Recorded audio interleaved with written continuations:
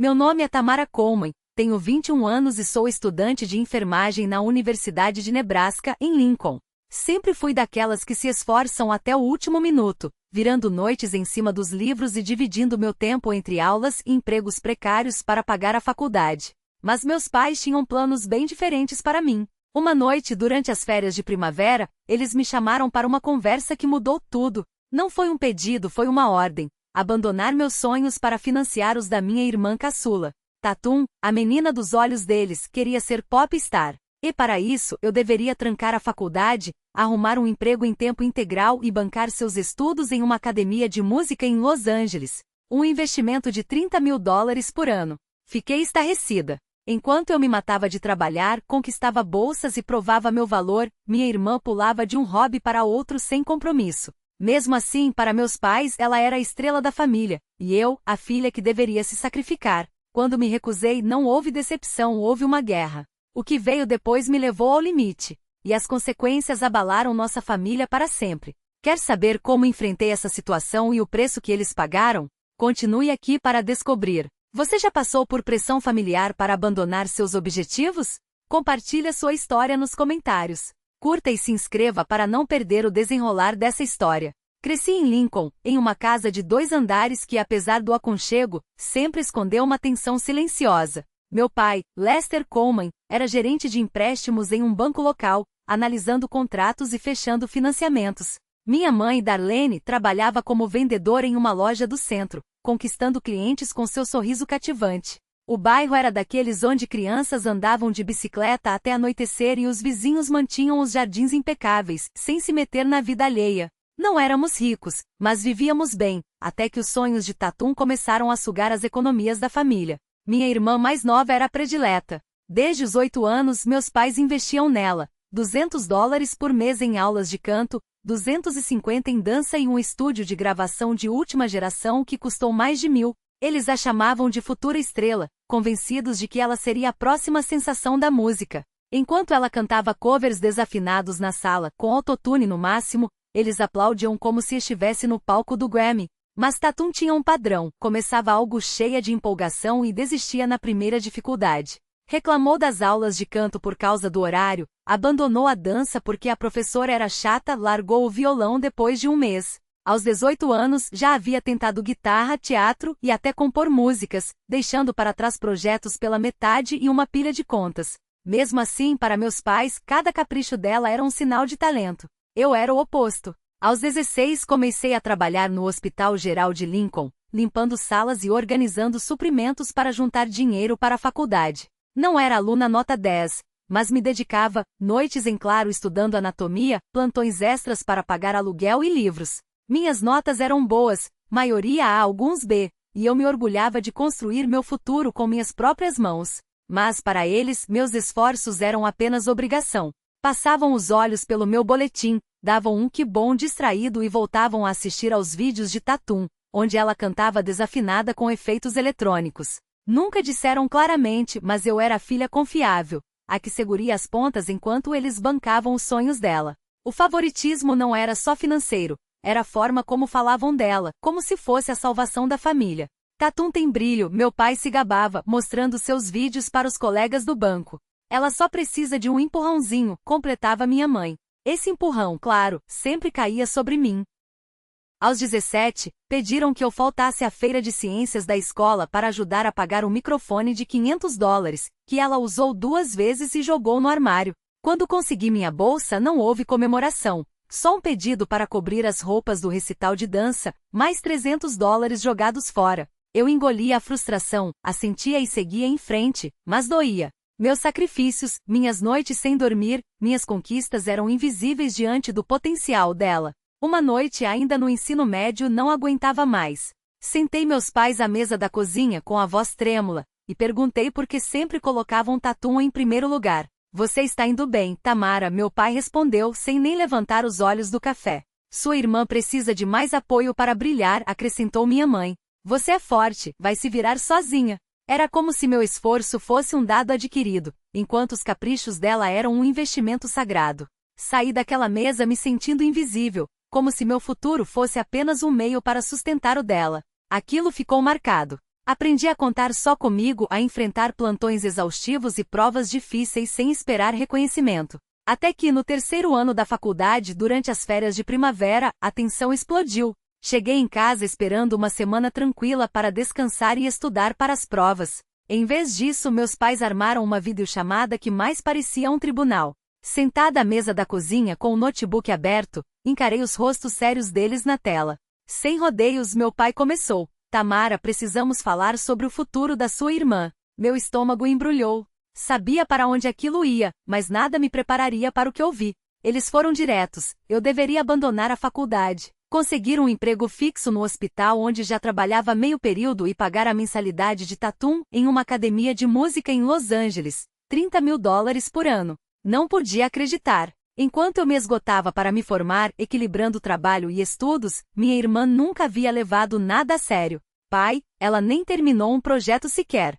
Argumentei, a voz embargada. Desiste de tudo quando as coisas ficam difíceis. Por que eu deveria jogar meu diploma fora por isso? O rosto de minha mãe endureceu.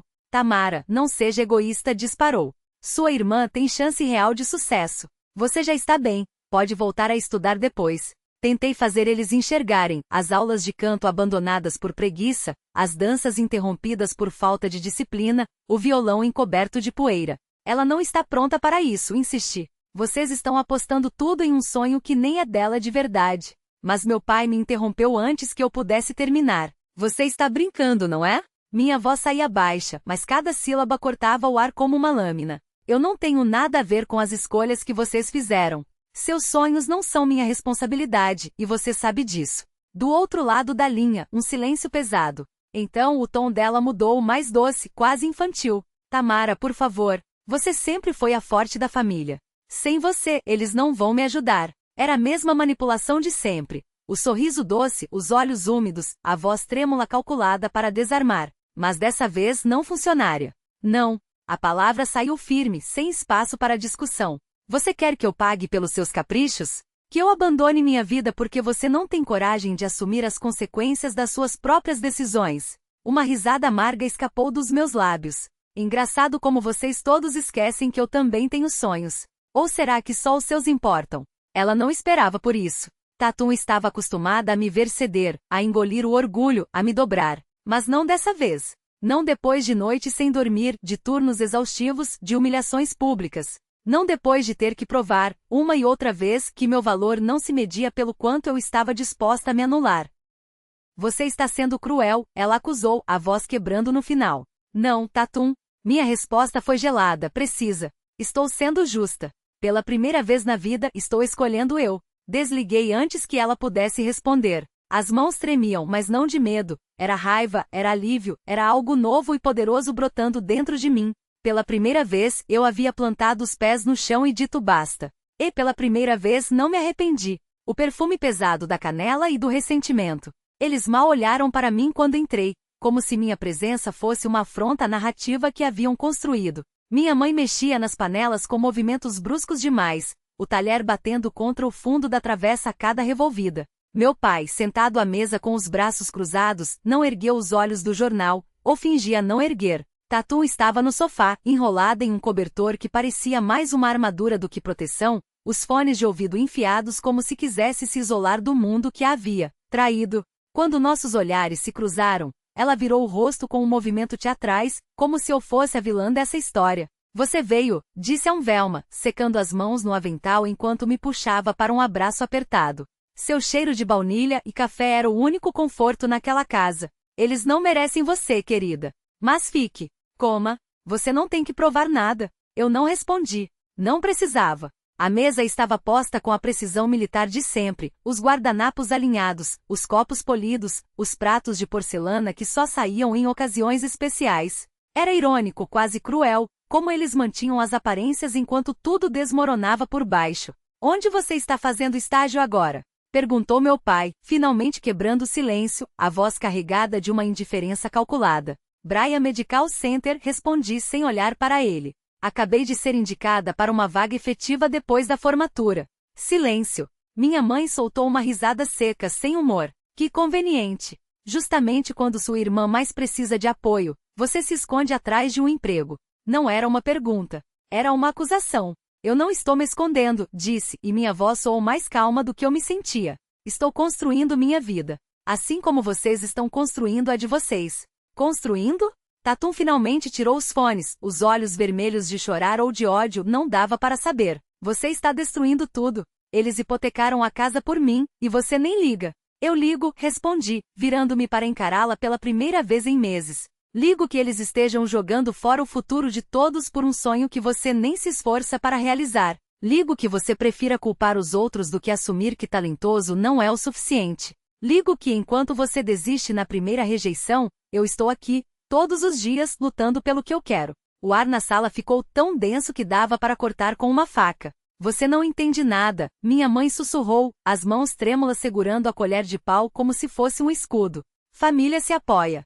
Família não vira as costas. Família também não usa uma filha como moeda de troca, disparou Velma, antes que eu pudesse responder. Seu tom era suave, mas as palavras caíram como marteladas. Você está tão ocupada salvando Tatum que está afundando todo mundo, incluindo você mesma. Ninguém rebateu. Eu me levantei, o peso do silêncio pressionando meus ombros. Não havia mais nada a dizer. Eles já haviam escolhido seu lado, o da ilusão, do sacrifício sem fim, da esperança cega que se recusa a enxergar a realidade. Obrigada pela comida, tia, disse, pegando minha bolsa. Mas eu não vou ficar para o jantar. Tamara, meu pai começou, mas eu já estava na porta.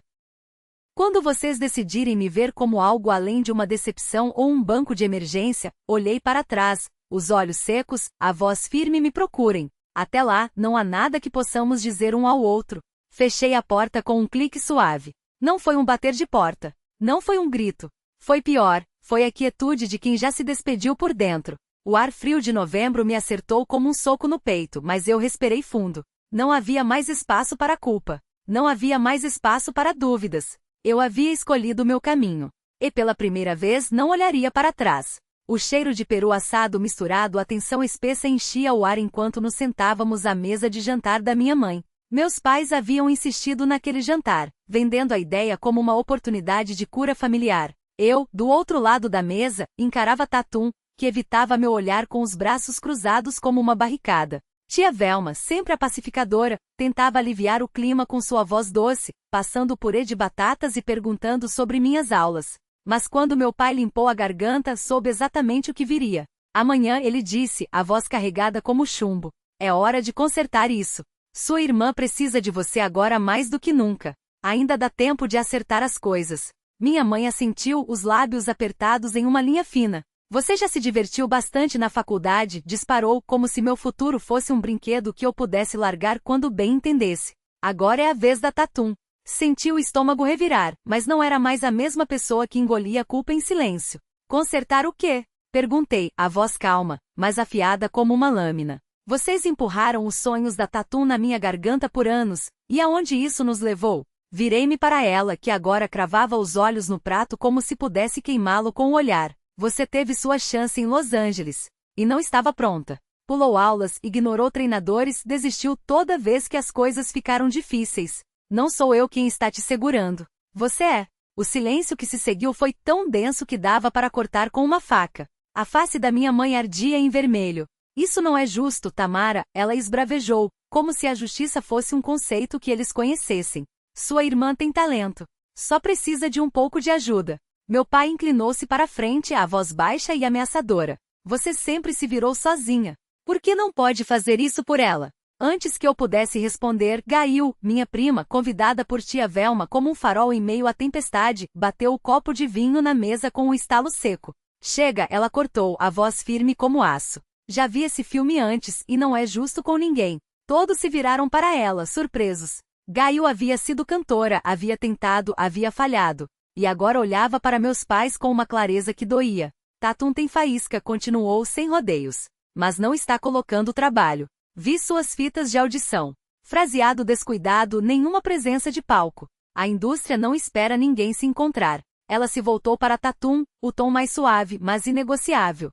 Não estou dizendo isso para ser cruel. Mas você não está pronta. E apostar no amanhã para bancar um sonho que não é sólido, isso é errado. Meus pais ficaram boquiabertos, as palavras presas na garganta. Não havia como argumentar com aquela verdade crua. Respirei fundo, o coração batendo tão forte que quase abafava o silêncio. Acabou, declarei, levantando-me. Trabalhei demais pela minha formação, pela minha carreira, pela minha vida. Não vou sacrificá-la por um sonho que não é meu, ou por um que nem sequer é lutado. Olhei para cada um deles, um por um. Vocês fizeram suas escolhas. Eu fiz as minhas. Peguei meu casaco e saí, ignorando os apelos da minha mãe para que ficasse. Tia Velma me seguiu até a varanda, seus olhos cheios de uma compreensão que não precisava de palavras. Você fez certo, sussurrou apertando minha mão. Às vezes, amar é soltar. Naquela noite bloqueei meus pais e Tatum. Não foi por raiva, foi por sobrevivência. Meses depois, me formei em enfermagem, o gorro decorado com um pequeno estetoscópio, símbolo de uma batalha vencida. A recomendação do Dr. King me garantiu um emprego em tempo integral no Bryan Medical Center, com um salário inicial de $60.000 por ano. Um ano mais tarde, mudei para um apartamento pequeno em Lincoln, meu primeiro lar pago com meu próprio suor. Carissa e Vance me ajudaram a desempacotar, transformando a noite em uma celebração com vinho barato e risadas que ecoavam pelas paredes vazias. Pela primeira vez, senti o gosto da liberdade, não apenas das demandas da minha família, mas do peso de expectativas que nunca foram minhas. Tia Velma me mantinha informada, embora eu não pedisse. Meus pais afundavam em dívidas, sufocados pela segunda hipoteca de $50.000 que haviam tirado para bancar os caprichos musicais de Tatum. As notificações do banco se acumulavam, e a casa da minha infância estava à beira de ser perdida. Quanto a Tatum, continuava correndo atrás de audições, mas cada porta que se fechava levava consigo um pedaço dela. Sua confiança desmoronava, e segundo tia Velma, ela havia parado de postar suas atualizações dramáticas nas redes, recolhendo-se em um silêncio que falava mais do que qualquer grito. Senti uma pontada de tristeza por ela. Mas não podia consertar suas escolhas, assim como não podia salvar meus pais das consequências das suas. Olhando para trás, aprendi que colocar limites não é egoísmo, é sobrevivência. Priorizar a mim mesma não significou parar de amar minha família. Significou finalmente valorizar minha própria vida. A preferência cega dos meus pais custou-lhes a estabilidade e empurrou Tatum para um sonho pelo qual ela não estava disposta a lutar, deixando-a perdida. Torço para que encontrem seu caminho. Mas não sou mais a pessoa que carrega esse fardo. Para quem acompanhou essa história, obrigada por ouvir. Não é fácil compartilhar, mas é real. Se você já teve que escolher a si mesmo em meio à pressão familiar, gostaria de saber como encontrou força para traçar seus limites. Comente abaixo. Vamos manter essa conversa viva.